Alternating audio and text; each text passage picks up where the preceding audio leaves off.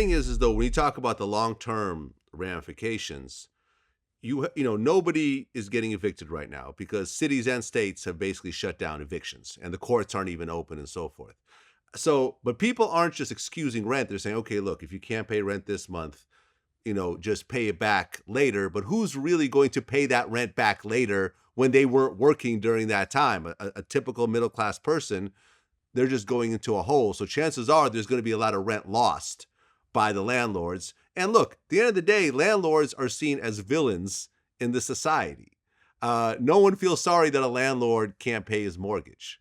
Yeah. That's just the reality of it. Now, same thing as employers. Employers like myself are seen as villains. Sure. When I'm the one that's, supporting dozens of people and making sure that they could eat. But Yeah. at the end of the day, no one's going to feel sorry for Grant Cardone if he has to foreclose on a property. Dude, I hope You not. see what I'm saying? Yeah. So, how bad is the situation in terms of, because I think, didn't we talk about this last time, how if the value of your property goes down significantly, the bank, and based on the mortgage that you have with the bank, can't the bank turn around and say, well, if you don't pay off the entire mortgage right now because of the reduced price, we're going to take back the whole property? That happened to you in 2007, right? Or 2008? Well, it's a little more complicated than that in 8, but you got the right idea. I mean, you could go into technical default. If I do, the entire country does. Right. So look, this event is so big. It is so big, it is almost a non-event because of its magnitude. So if Johnny doesn't pay the rent, and if it was a federally mandated law, okay, so Fannie and Freddie are saying, hey, yeah, you can do the no eviction. I've been on the phone call with every one of my lenders for 20 days. I know exactly what each lender is going to do, what the threshold is, worst case scenarios. Like, I'm not reading it off the internet. I'm going straight to my lender that I owe over $1 billion to. So, I have their attention. In 2008, I owed $50 million. Somebody said, hey, what's the mistake you made? I didn't know enough.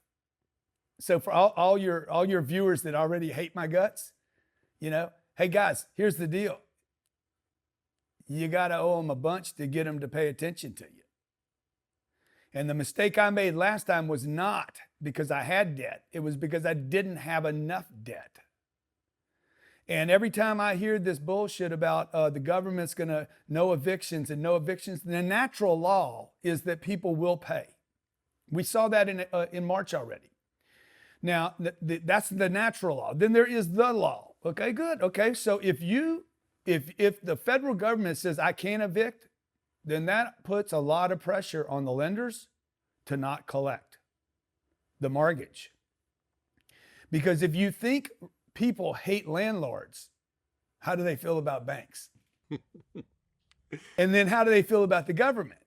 So look, man, there's enough hate to go around for everybody. I'm not playing the hate game right now. I'm playing hey, what happens post COVID-19?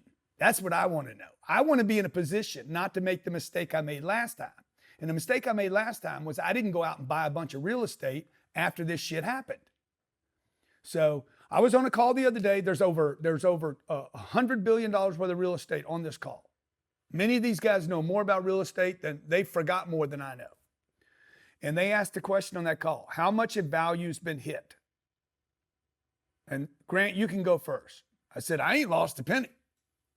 Because I'm not a seller for 10 years. I buy stuff for 10 years. You know that. You and I have had that conversation. I buy for 10-year cycles with discretion to hold another 10 if I want to.